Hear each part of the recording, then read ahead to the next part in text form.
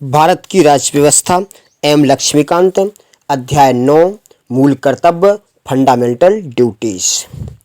यद्यपि नागरिकों के अधिकार और कर्तव्य आपस में संबंधित और अविभाज्य हैं, लेकिन मूल संविधान में मूल अधिकारों को रखा गया, न कि मूल कर्तव्यों को।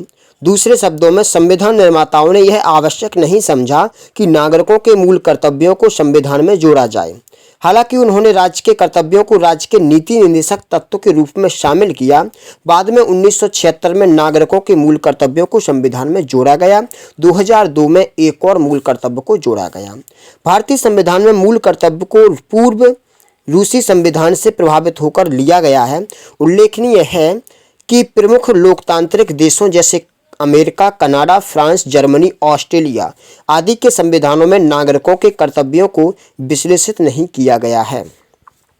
संभवतः एकमात्र जापानी संविधान में नागरिकों के कर्तव्यों को रखा गया है। इसके विपरीत समाजवादी देशों में अपने नागरिकों के मूल अधिकारों एवं कर्तव्यों को बराबर महत्व दिया गया है। रूस के संविधान में घोषणा की गई कि नागरिकों के अधिकार, प्रयोग एवं स्वतंत्रता उनके कर्तव्यों एवं दायित्वों के निष्पादन से अविभाज्य है। सरोवर सिंह समिति की सिफारिशें। 1976 में कांग्रेस पार्टी ने सरदार सरोवर सिंह समिति का गठन किया, जिसे राष्ट्रीय आपातकाल के 1975 से 77 के दौरान मूल कर्तव्यों को उनकी आवश्यकता आदि के संबंध संस्तुति देनी थी। समिति ने सिफारिश की कि संविधान में मूल कर्तव्यों का एक अलग पाठ होना चाहिए। इसमें बताया गया कि नागरिकों को अधिकारों के प्रयोग के अलावा अपने कर्तव्यों को निभाना भी आना चाहिए। केंद्र में कांग्रेस सरकार ने इन सिफारिशों को स्वीकार करते हुए 42वें संविधान संशोधन अधिनियम 1976 को लागू किया। इसके माध्यम से संविधान में एक नए भाग 4 का को जोड़ा गया। इस नए भाग में केवल एक अनुच्छेद था और वह अनुच्छेद 51 का था, जिसमें पहली बार नागरिकों के 10 मूल कर्तव्यों का विशेष उल्लेख किया गया। सत्तारूढ़ कांग्रेस पार्टी ने घोषणा की कि संविधान में मूल कर्तव्यों को न जोड़ा जाना ऐतिहासिक भूल थी और दावा किया कि जो काम संविधान निर्माता नहीं कर पाए उसे अब किया गया है। यद्यपि सरोवर सिंह समिति ने संविधान के 8 मूल कर्तव्यों को जोड़े जाने का सुझाव दिया था, लेकिन 42वें संविधान संशोधन अधिनियम 1976 द्वारा 10 मूल कर्तव्यों को जोड़ा गया। समिति द्वारा दी गई कुछ सिफारिशों को कांग्रेस पार्टी द्वारा स्वीकार नहीं किया गया और इन्हें संविधान में शामिल नहीं किया गया। इनमें शामिल हैं: नंबर 1, संसद किसी आर्थिक दंड या सजा का प्रावधान तब कर सकती है जब कोई किसी कर्तव्य के अनुपालन से इनकार कर दे। दूसरा, मूल अधिकारों के लागू करने के आधार पर या मूल कर्तव्यों के अरुचिकर होने के आधार पर कोई भी कानून इस तरह का अर्थदंड या सजा लगाने का प्रावधान अदालत द्वारा नहीं करेगा। कर अदायगी भी नागरिकों का मूल कर्तव्य होना चाहिए। मूल कर्तव्यों की सूची। अनुच्छेद 51 का के अनुसार भारत के प्रत्येक नागरिक का कर्तव्य होगा कि वह नंबर 1, संविधान का पालन करे और उसके आदर्शों, संस्थाओं, राष्ट्र ध्वज और राष्ट्रगान का आदर करें। नंबर 2, स्वतंत्रता के लिए हमारे राष्ट्रीय आंदोलन को प्रेरित करने वाले उच्च आदर्शों को हृदय में संजोए रखें और उनका पालन करें। भारत की अखंड संप्रभुता, एकता और अखंडता की रक्षा करे और उसे अक्षुण्ण रखे। नंबर 4, देश की रक्षा करे और आह्वान किए जाने पर राष्ट्र की सेवा करे। नंबर 5, भारत के सभी लोगों में समरसता और समान भ्रातृत्व की भावना का निर्माण करे, जो धर्म, भाषा और प्रदेश या वर्ग आधारित सभी भेदभाव से परे हो। ऐसी प्रथाओं का त्याग करे जो स्त्रियों के सम्मान के विरुद्ध है। नंबर 6, हमारी संस्कृति की गौरवशाली परंपरा का महत्व समझे और उनका परिरक्षण करें। नंबर 7, प्राकृतिक पर्यावरण की, जिसके अंतर्गत वन, झील, नदी और वन्य जीव है, रक्षा करे और उसका संवर्धन करे तथा प्राणी मात्र के प्रति दया भाव रखे। नंबर 8, वैज्ञानिक दृष्टिकोण, मानववाद और ज्ञानार्जन तथा सुधार की भावना का विकास करे। नंबर 9, सार्वजनिक संपत्ति को सुरक्षित रखे और हिंसा से दूर रहे। नंबर 10, व्यक्तिगत और सामूहिक गतिविधियों के सभी क्षेत्रों में उत्कर्ष की ओर बढ़ने का सतत प्रयास करे, जिससे राष्ट्र निरंतर बढ़ते हुए प्रगति और उपलब्धि की नई ऊंचाइयों को छू ले। नंबर 11, 6 से 14 वर्ष तक की उम्र के अपने बच्चों को शिक्षा के अवसर उपलब्ध कराना। यह कर्तव्य 86वें संविधान संशोधन अधिनियम 2002 के द्वारा जोड़ा गया। मूल कर्तव्यों की विशेषताएं। निम्नलिखित बिंदुओं को मूल कर्तव्यों की विशेषताओं के संदर्भ में उल्लेखित किया जा सकता है। नंबर 1, उनमें से कुछ नैतिक कर्तव्य हैं जो कुछ तो कुछ नागरिक। उदाहरण के लिए स्वतंत्रता संग्राम के उच्च आदर्श का सम्मान एक नैतिक दायित्व है, जबकि राष्ट्रीय ध्वज एवं राष्ट्रीय गान का आदर करना नागरिक कर्तव्य। दूसरा, ये मूल्य भारतीय परंपरा, पौराणिक कथाओं, धर्म एवं पद्धतियों से संबंधित हैं। दूसरे शब्दों में ये मूलतः भारतीय जीवन पद्धति के आंतरिक कर्तव्यों का वर्गीकरण है। नंबर 3, कुछ मूल अधिकार जो सभी लोगों के लिए हैं, चाहे वे नागरिक हों या विदेशी, लेकिन मूल कर्तव्य केवल नागरिकों के लिए हैं, ना कि विदेशियों के लिए। नंबर 4, निदेशक तत्वों की तरह मूल कर्तव्य गैर न्यायोचित हैं। संविधान में सीधे न्यायालय के जरिए उनके क्रियान्वयन की व्यवस्था नहीं है, यानी उनके हनन के खिलाफ कोई कानूनी संस्तुति नहीं है। यद्यपि संसद उपयुक्त विधान द्वारा इनके क्रियान्वयन के लिए स्वतंत्र है। मूल कर्तव्यों की आलोचना।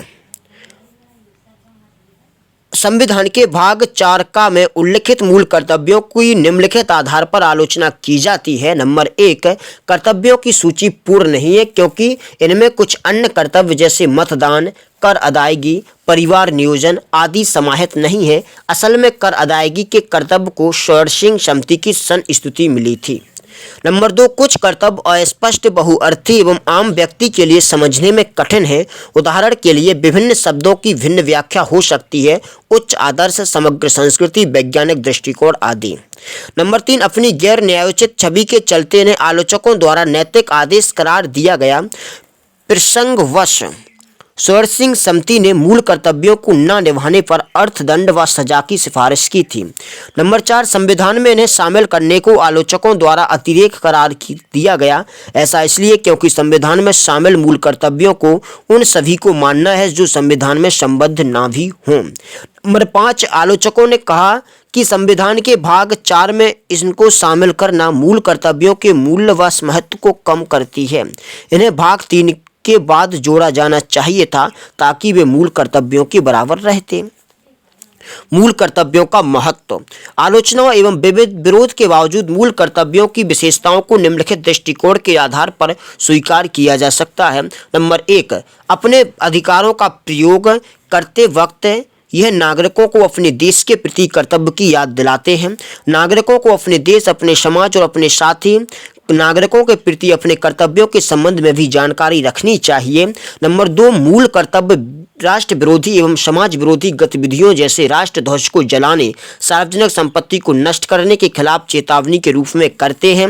नंबर 3, मूल कर्तव्य नागरिकों के लिए प्रेरणा स्रोत है और उनमें अनुशासन और प्रतिबद्धता को बढ़ाते हैं। वे इस सोच को उत्पन्न करते हैं कि नागरिक केवल मूक दर्शक नहीं है, बल्कि राष्ट्रीय लक्ष्य की प्राप्ति में सक्रिय भागीदार है। नंबर 4, मूल कर्तव्य अदालतों की किसी विधि को संवैधानिक वैधता एवं उसके परीक्षण के संबंध में सहायता करते हैं। 1992 में उच्चतम न्यायालय ने व्यवस्था दी कि किसी कानून की संवैधानिकता की दृष्टि से व्याख्या में यदि अदालत को पता लगे कि मूल कर्तव्य के संबंध में विधि में प्रश्न उठते हैं, तो अनुच्छेद 14 या अनुच्छेद 19 6 स्वतंत्रताओं के संदर्भ में उन्हें तर्कसंगत माना जा सकता है और इस प्रकार ऐसी विधि को असंवैधानिकता से बचाया जा सकता है। नंबर 5, मूल कर्तव्य विधि द्वारा लागू किए जाते हैं। इनमें से किसी के भी पूर्ण न होने पर या असफल रहने पर पसंद उनमें उचित अर्थदंड या सजा का प्रावधान कर सकती है। तत्कालीन विधि मंत्री HR गोखले ने संविधान लागू होने के 26 वर्षों बाद मूल कर्तव्यों को शामिल करने के निम्नलिखित कारण बताए। स्वतंत्र भारत के बाद विशेषतः जून 1975 को आपातकाल की पूर्व संध्या पर लोगों के एक वर्ग ने स्थापित विधिक व्यवस्था का सम्मान करने की अपनी मूल प्रतिबद्धता के प्रति कोई उत्सुकता नहीं दिखाई। मूल कर्तव्यों संबंधी पीठ के प्रावधानों का आंदोलनकारी लोग, जिन्होंने विगत में राष्ट्र विरोधी आंदोलन और असंवैधानिक विद्रोह किए हों, पर संयमी प्रभाव होगा। तत्कालीन प्रधानमंत्री इंदिरा गांधी ने संविधान में मूल कर्तव्यों को जोड़ने को उचित ठहराते हुए यह तर्क दिया कि इसमें लोकतंत्र को मजबूती मिलेगी। उन्होंने कहा, मूल कर्तव्यों का नैतिक मूल अधिकारों को कम करना नहीं होना चाहिए, लेकिन लोकतांत्रिक संतुलन बनाते हुए लोगों को अपने अधिकारों के समान कर्तव्यों के प्रति भी सजग रहना चाहिए। संसद में विपक्ष में संविधान में कांग्रेस सरकार द्वारा मूल कर्तव्यों को जोड़े जाने का कड़ा विरोध किया। यद्यपि मोरारजी देसाई के नेतृत्व में नई जनता सरकार ने आपातकाल के बाद इन मूल कर्तव्यों को समाप्त नहीं किया। उल्लेखनीय है कि नई सरकार 43वें संविधान अधिनियम संशोधन अधिनियम 1977 एवं 44वें संशोधन अधिनियम 1978 के द्वारा 42वें संविधान संशोधन अधिनियम 1976 में अनेक परिवर्तन करना चाहती थी। यह परिलक्षित करता है कि संविधान में मूल कर्तव्यों को जोड़ा जाना आवश्यक था। यह ज़्यादा स्पष्ट हो गया जब वर्ष 2002 में 86वें संशोधन अधिनियम के द्वारा एक और मूल कर्तव्य को जोड़ा गया। बर्मा समिति की टिप्पणियां। नागरिकों के मूल कर्तव्यों संबंधी बर्मा समिति 1999 में कुछ मूल कर्तव्यों को पहचान व उनके क्रियान्वयन के लिए कानूनी प्रावधानों को लागू करने की व्यवस्थाएं की। वे निम्नलिखित हैं। नंबर 1, राष्ट्र गौरव अपमान निवारण समिति 1971। यह भारत के संविधान, राष्ट्रीय ध्वज और राष्ट्रीय गान के अनादर का निवारण करता है। दूसरा, बहुत से आपराधिक कानून लोगों के मध्य भाषा, मूल वंश, जन्म स्थान, धर्म आदि के आधार पर विभेद फैलाने वाले को दंड देने की व्यवस्था करते हैं। तीसरा, सिविल अधिकार संरक्षण अधिनियम 1955 जाति एवं धर्म से संबंधित अपराधों पर दंड की व्यवस्था करता है। नंबर 4, भारतीय दंड संहिता IPC घोषणा करती है कि राष्ट्रीय अखंडता के लिए पूर्वग्रह से ग्रस्त अध्यारोपण और अभिकथन दंडात्मक अपराध होगा। नंबर 5, विधि विप्त क्रियाकलाप निवारण अधिनियम 1976 किसी सांप्रदायिक संगठन को गैर कानूनी घोषित करने की व्यवस्था करता है। नंबर 6, लोक प्रतिनिधित्व अधिनियम 1951 भ्रष्टाचार में संलिप्त, धर्म के आधार पर मत मांगने, लोगों में धर्म, जाति, भाषा के आधार पर विभेद बढ़ाने वाले संसद सदस्यों एवं राज्य विधानमंडल सदस्यों को अयोग्य घोषित करने की व्यवस्था करता है। नंबर 7, वन्यजीव संरक्षण अधिनियम 1972 दुर्लभ और लुप्त प्राय प्रजातियों के व्यापार पर प्रतिबंध लगाता है। नंबर 8, वन संरक्षण अधिनियम 1980 वनों की अनियंत्रित कटाई एवं वन भूमि के गैर वन उद्देश्यों के लिए इस्तेमाल पर रोक लगाता है। तो इस प्रकार से हमारा चैप्टर नंबर 9 खत्म हुआ। इसके बाद हम देखेंगे चैप्टर नंबर 10 संविधान का संशोधन। जब तक के लिए मिलते हैं नेक्स्ट वीडियो में। जय हिंद, जय भारत। Thanks for